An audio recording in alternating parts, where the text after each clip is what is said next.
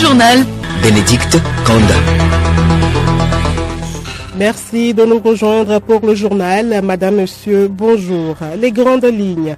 Le président de la République, Faure Eswazina Gnassingbé, est en visite officielle ce mercredi à Paris, en France. Les discussions avec Emmanuel Macron portent notamment sur la coopération bilatérale et sur des questions d'ordre régional en lien avec la sécurité et le maintien de la paix. Le Front Polisario a été créé il y a 50 ans pour libérer le Sahara occidental, ce territoire de 266 000 km² de l'emprise espagnole. Le point de cette lutte à suivre dans ce journal. À suivre aussi dans ce journal le magazine Santé Plus. Il est question des soins à apporter à une plaie ouverte. Et puis sport, football, la Coupe d'Afrique des Nations des moins de 17 ans. Les quarts de finale se jouent à partir de ce mercredi.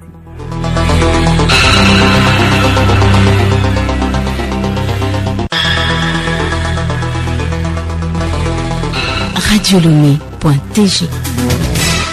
Bienvenue à tous. Le président de la République, Faure Eswazina Gnassingbé, est en visite officielle ce mercredi à Paris sur l'invitation du président français Emmanuel Macron. Les échanges entre les deux dirigeants vont porter sur la coopération bilatérale et sur des questions d'ordre régional en lien avec la sécurité et le maintien de la paix. Une occasion d'évoquer le rôle notable du Togo dans la lutte contre le terrorisme, la criminalité transfrontalière et l'extrémisme violent en Afrique de l'Ouest et dans le Sahel. Et justement, le président Faure Gnassingbé s'est engagé dans la recherche de solutions sécuritaires dans la sous-région ouest-africaine. Que ce soit au Mali, au Burkina Faso ou en Côte d'Ivoire, le chef de l'État s'implique dans la résolution des différentes crises. Raoul Tetonyake. Le chef de l'État, Faure Eswazina Gnassingbé, déploie sa diplomatie pour aider à la résolution de la crise sécuritaire dans la sous-région ouest-africaine. Le président de la République s'est beaucoup illustré dans des missions de bons offices dans plusieurs pays de la sous-région. Il s'agit notamment du Mali et de la Côte d'Ivoire avec la négociation et l'obtention de la libération des 49 militaires ivoiriens arrêtés au Mali. Le chef de l'État s'est fortement impliqué au Mali dans la recherche des solutions sociopolitiques pour renouer le dialogue entre les différents protagonistes en vue d'une transition apaisée. Cela a conduit Faure Eswazina Gnassingbé à présider personnellement à Lomé les travaux de la deuxième session du groupe de soutien à la transition au Mali. La transition au Burkina et la crise sécuritaire dans ce pays préoccupent aussi le chef de l'État. Il a beaucoup œuvré pour aider les Burkinabés dans la lutte contre les éléments terroristes qui laissent les populations sans sommeil. Pour atteindre ses objectifs, il a reçu à Lomé les émissaires du chef de la transition pour mettre un terme à ce phénomène. Dans son propre pays, le président de la République met beaucoup de moyens pour mettre hors d'état de nuire ces éléments sans foi ni loi. Ainsi, il a mis sur pied l'opération Koundouaré pour lutter efficacement contre ces terroristes et rétablir la paix dans ces localités. Raoul Tetonyake, la France et le Togo développent des relations historiques qui remontent aux années d'avant l'indépendance. Cette coopération s'est renforcée au fil des années avec de nouveaux accords, conventions et programmes mis en œuvre par l'Agence française de développement AFD et le service de coopération et d'action culturelle. Ces accords et conventions sont remarquables dans tous les secteurs. Léontine Atogima.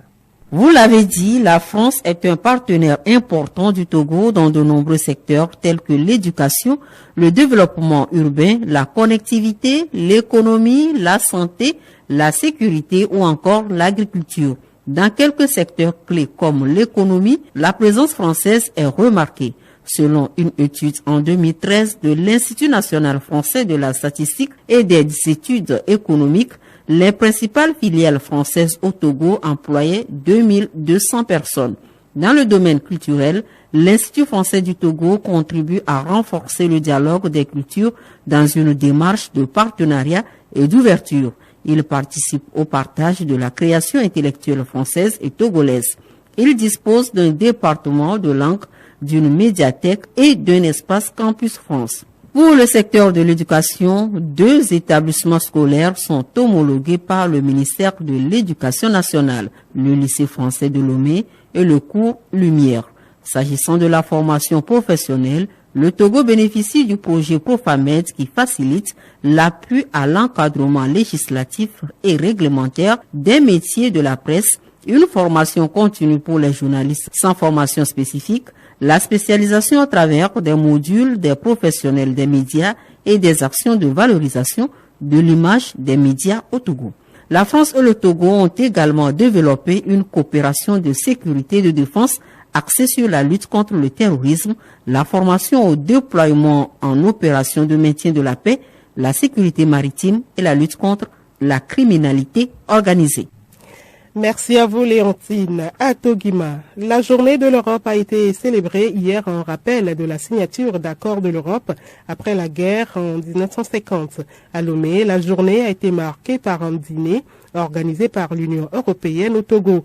La célébration cette année est placée sous le double signe de l'unité et de solidarité de l'Europe. Joachim Tasso Villalonga, ambassadeur de l'Union européenne au Togo. Nous avons souhaité placer cette journée si spéciale sous les doubles signes de l'unité et de la solidarité européenne. Une unité européenne qui n'a été que renforcée davantage par l'agression russe en Ukraine et qui a permis à l'Europe de rester ferme dans la défense du droit international et de la Charte des Nations Unies, ensemble avec la plupart des pays du monde.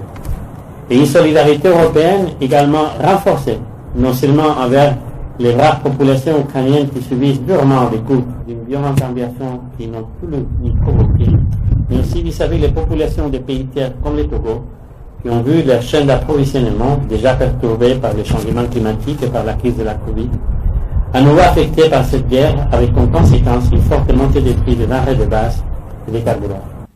Le Togo et l'Union européenne entretiennent de bonnes relations de coopération et d'amitié. Retrouvons Joachim Tasso Villalonga. Nous sommes rassemblés ce soir pour célébrer aussi la longue amitié entre le Togo et l'Union européenne. Une amitié qui, comme toute amitié sincère, n'est pas toujours un cours d'eau paisible, mais qui reste néanmoins une amitié profonde et solide, car malgré nos divergences ponctuelles, elle est basée sur le respect mutuel, la confiance et la loyauté. Cette amitié a récemment rappelé, lors de la visite de Madame le Premier ministre du Togo à Bruxelles, au siège des institutions européennes, avec la signature de 2 importantes conventions renforçant les partenariats entre l'Union européenne et le Togo dans les domaines de l'agro-industrie durable, de l'énergie et de la connectivité, et enfin de la décentralisation et de la gouvernance locale. Plusieurs personnalités, notamment les ambassadeurs accrédités au Togo et les autorités togolaises, étaient présents à ce rendez-vous.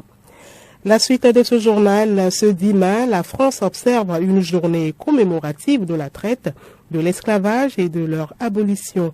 Même si l'esclavage est officiellement aboli, des indicateurs montrent des signes d'esclavage dans certains secteurs d'activité. Au Togo, l'homme de la rue attribue la maltraitance que subissent certains domestiques à de l'esclavage. Il s'est prononcé au micro de Théo Akounou. Une domestique à la maison sert à aider le foyer et la femme ou bien la famille dans les différentes attributions de maison. On constate malheureusement des abus et c'est ce qu'on déplore un peu. Et puis également, côté rémunération aussi, elles ne sont pas très bien traitées. Le travail de domestique, c'est très dur, hein? C'est pas facile. Ils sont bien maltraités dans la maison aussi. C'est pas bon parce que nous tous, nous sommes des humains. Lorsqu'on a une domestique chez soi, cela ne suppose pas que on doit laisser toutes les tâches domestiques qui sont dévolues à toute la famille à la seule charge de cette domestique. Ça dépend de la famille. Ça dépend d'elle et le mari en question dans la chambre avant que la bonne puisse travailler à ce genre de choses. La femme à la maison, elle est là, elle va gérer l'enfant. Il y a des ménagères. Elles vont travailler dans la cuisine, laver des habits et autres. Les domestiques sont traités de façon négative, quoi. Ils ont trop de tâches. Les maîtresses, il ne faut pas qu'elles maltraitent les bonnes. Parce que nous sommes tous des humains. Quelle que soit la personne, elle est venue pour travailler pour une cause. Donc, si tu te mets à leur place aussi, il faut savoir si des cas comme ça, si tu peux supporter. Donc, il faut qu'on se comprenne entre nous. Ceux qui ont ce métier, qui mettent du sérieux pour économiser de l'argent et après apprendre quelque chose. Aux patrons aussi qui maltraitent leurs domestiques, d'essayer de bien tenir les domestiques parce qu'elles sont également des personnes comme nous, de bien les entretenir. Elles aussi, à leur tour, ils feront bien leur travail. Luttons tous à tous les niveaux pour lutter contre la maltraitance des personnes. Aujourd'hui, 10 mai, cela fait déjà 50 ans qu'a été créé le Front populaire pour la libération de Sakia El Amra et du Rio de Oro. C'était le 10 mai 1973. Il est devenu, une année plus tard, le Front Polisario et a pour but de libérer ce territoire de 266 000 km² de l'emprise espagnole. Le point de cette lutte dans ce dossier d'Edmond Sogba. Le Front Polisario était financé et armé dans un premier temps par la Libye de Kadhafi qui souhaitait être le soutien des mouvements de la libération en Afrique. Le rôle a plus tard été repris par l'Algérie qui à l'époque confisquait les armes venant de Libye pour le compte du Polisario, ne voulant pas fâcher l'Espagne d'un côté et le Maroc de l'autre. 50 ans, jour pour jour, après la naissance du mouvement, on observe un statu quo dans cette lutte pour l'indépendance d'un territoire dont les 2/3 sont aujourd'hui contrôlés par le Maroc. Ce statu quo est l'un des problèmes de ce conflit qui n'est pas stratégiquement important pour attirer une attention suffisante qui fasse que la communauté internationale mette la pression sur les partis pour arriver à une résolution. Depuis que le président américain Donald Trump a reconnu la marocanité du Sahara, l'attitude marocaine fait écho à cette position, même si en question de droit international, rien n'a changé et que le Sahara, au regard des Nations Unies, reste un territoire non autonome. Edmond Sogba. Dans un autre conflit, un journaliste a été tué hier après-midi dans une frappe de roquettes dans l'est de l'Ukraine. Il s'agit d'Arman Soldin, coordinateur vidéo de l'agence France Presse AFP en Ukraine. Et culture, l'artiste Zambé, l'un des représentants du Togo au Festival des musiques urbaines d'Anoumabo Femua du 25 au 30 avril dernier en Côte d'Ivoire, s'illustre par sa maîtrise du tam-tam parlant à Tontani. Pourquoi avoir choisi cet instrument traditionnel pour en faire une particularité? C'est notre invité de la rédaction. Rendez-vous vers la fin du journal. Ne vous trompez pas de fréquence. Vous êtes bien sûr sur la Média Radio, la station de plaisir. Santé Plus à présent, une plaie cutanée négligée ou maltraitée peut entraîner des complications infectieuses. Le magazine de ce mercredi nous donne des précautions à suivre pour éviter l'infection d'une plaie ouverte. Alice Berthe Barondao. Il y a plusieurs types de plaies. Plaies superficielles, plaies profondes, plaies tangentielles, plaies par haute pression, plaies balistiques, plaies par morsure ou plaies par piqûre, etc. Une plaie est relativement grave selon sa profondeur ou selon les couches de la peau atteintes, comme la Coco, infirmier au CMS UTB circulaire. Une plaie, c'est une ouverture sur le corps. Si tu as une blessure, ça peut être un accident, à domicile, bien en circulation, un peu partout. Donc, moi, c'est nécessaire de traiter cette plaie pour que la plaie ne s'infecte plus tard. Quelle que soit la plaie, on doit se faire soigner. Parce que quand on laisse la plaie sans la traiter, la plaie risque d'être infectée. L'infection peut envahir le corps et devenir encore autre chose à traiter. Donc, c'est pourquoi il est nécessaire de traiter une plaie, même si elle est petite, il faut la traiter. Infirmier Coco, est-ce qu'il y a possibilité de se soigner les plaies à domicile? Souvent, quand les malades viennent en consultation pour faire le pansement, ils disent non, que docteur, maintenant, je peux faire ça à la maison. Alors, si vous voulez faire des pansements à la maison, donc, ça serait mieux d'avoir des gants stériles, la bétadine, des compresses, des bandes stériles, propres. Quand vous enlevez le pansement, il faut jeter tout. Vous jetez la bande, vous jetez les gants qui ont servi pour enlever le pansement, vous jetez ça. Pour nettoyer maintenant la plaie, il faut porter d'autres gants stériles. Parce que si vous n'utilisez pas des gants propres là, la plaie va s'infecter. Il est souvent de coutume dans nos sociétés de masser les plaies avec l'eau chaude. Est-ce adéquat? Pour l'eau chaude là, c'est pas bon. On préfère l'eau un peu tiède, pas tellement chaude. Parce que pour nettoyer une plaie, il y a une technique. D'abord, il faut laver bien les mains, laisser la main sèche et porter les gants stériles. Alors que à la maison, tu ne connais pas toutes ces choses-là. Tout ça là, on met encore des microbes, des gens pathogènes dans la plaie. Donc, ça serait mieux de se faire consulter et voir comment la plaie, l'état de la plaie et le médecin prend la plaie en charge. La plaie se cicatrise vite. Alors, dites-nous, comment reconnaître donc une plaie infectée? Une plaie qui devait être cicatrisée dans au plus 2 semaines, ça traîne, 2 semaines passent, 1 mois, 2 mois, des fois plus que ça. Finalement, la plaie devient grande, alors il y a une infection. Faisons attention, la présence d'une infection peut ralentir le processus de cicatrisation. Allons nous faire prendre en charge. À mercredi prochain. Merci à vous, Alice Berthe Barandao. L'actualité sportive, Coupe d'Afrique des Nations de moins de 17 ans. Les quarts de finale se jouent à partir de ce mercredi. Fumante affiche en perspective entre l'Algérie et le Maroc. Milek Agbokou. L'Algérie sous pression sera face au Maroc. Pour ce match Algérie-Maroc, ce n'est pas un match comme les autres. La tension pourrait s'inviter sur la pelouse avec l'Algérie qui sera face au Maroc. Les relations tendues entre les deux États qui avaient provoqué le forfait de l'équipe marocaine au dernier CHAN vont-elles se faire sentir sur la pelouse? Très peu de chance à en croire les sélectionneurs algériens et marocains qui se focalisent sur la qualification en demi-finale, synonyme du ticket pour la prochaine Coupe du Monde de la catégorie. Le Sénégal en favori. Les quarts de finale de la CAN U17 se jouent ce mercredi et demain. Le Sénégal, équipe la plus impressionnante au premier tour, va croiser donc l'Afrique du Sud. Au moment où Mali, Congo et Nigeria, Burkina compléteront le tableau. La Ligue des champions de football européen, le Real Madrid et Manchester City se neutralisent en demi-finale aller. Le Real Madrid, tenant du titre, a été mis en échec hier. 1 but partout chez lui en demi-finale aller de la Ligue des champions. Kevin a superbement répondu à la magnifique ouverture du score de Vinicius. Rendez-vous dans une semaine pour le match retour. Au Togo, c'est la suite de la 21e journée de la 2e division nationale. CDF Haknour de Bafilo joue à Gaza de Lomé. Fukpa Club de Sotoubois croise Koroki Metete de Chamba. Kotoko de la Vie accueille JCA d'Agouenive à Palimé. Arabia joue à Table Boy Fodja de d'Atakpame et Tcholfinan de Lomé croise Fouadan de Dapaon. Cette 21e journée va finir ce jeudi avec l'affiche Bikenti de Bassa, Maranata de Fiokpo. Le match en retard de la 22e journée de la D1 Lonato Entente de Asco, programmé initialement sur ce mercredi, est reporté à une date ultérieure. Les résultats du tirage numéro 44/2023 de l'Autosport. Il s'agit des numéros suivants: 14, 15, 22, 25, 27, 29, 32, 36, 39, 40, 42 et 43, soit 12 matchs nuls. L'invité de la rédaction à présent, il était parmi les 5 artistes qui ont représenté le Togo au Festival des musiques urbaines d'Anoumabo, FEMUA, du 25 au 30 avril dernier en Côte d'Ivoire. Il se distingue par sa maîtrise du tam-tam parlant, communément appelé Atopani. Pourquoi le choix de cet instrument de musique traditionnelle en tant qu'artiste? Zambé est notre invité et il répond au micro de Gabriel Ayena.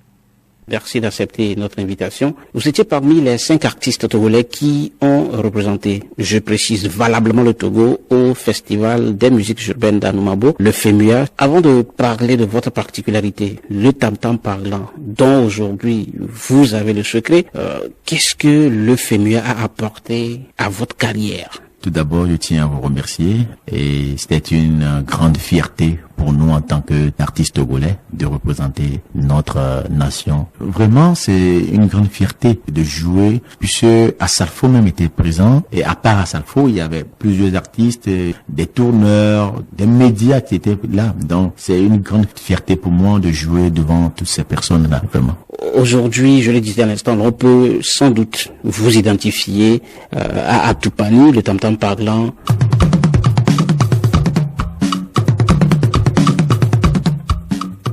Pourquoi ce choix? Zambé, certains le connaissent comme un bassiste, guitariste, je suis pianiste, je fais un peu de tout, le saxo, ainsi de suite. Mais Atumpani, puisque ça reflète au fait l'image de l'Afrique.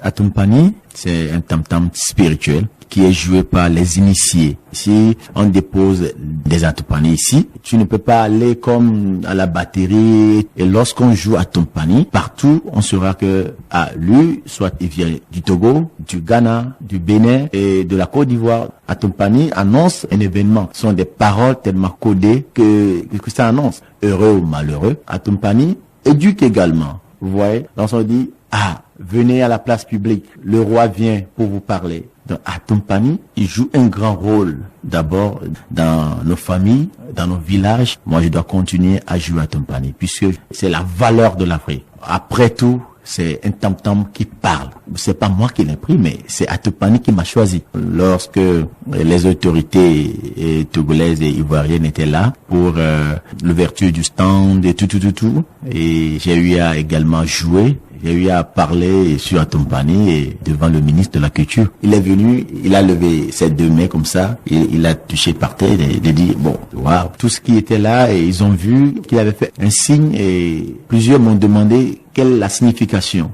Mais plusieurs ont compris également. Alors à vous entendre, Zambé, il faut que l'on valorise aujourd'hui notre patrimoine, que ce soit culturel ou artistique, à travers la musique. Pourquoi cela est-il important pour vous en tant qu'artiste?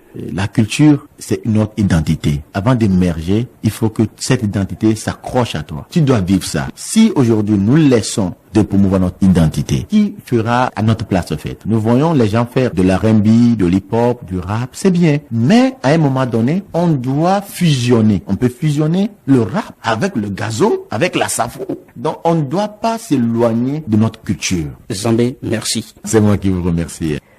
Merci à vous, Gabriel Ayena, pour cet entretien avec l'artiste Zambé. Et puis l'information insolite pour terminer. Au Congo-Brazzaville, un pasteur impose 2 semaines d'abstinence sexuelle à la femme d'un policier.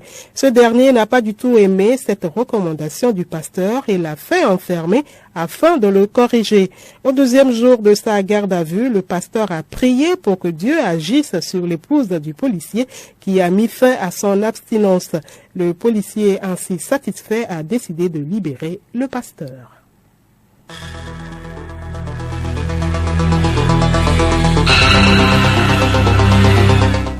Madame, Monsieur, voilà, ainsi se referme cette édition de la mi-journée. Merci de votre aimable attention. Excellent après-midi à vous à l'écoute de nos programmes.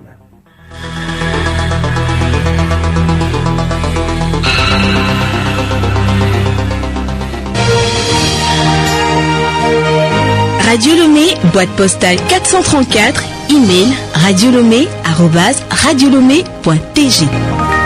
radiolomé.tg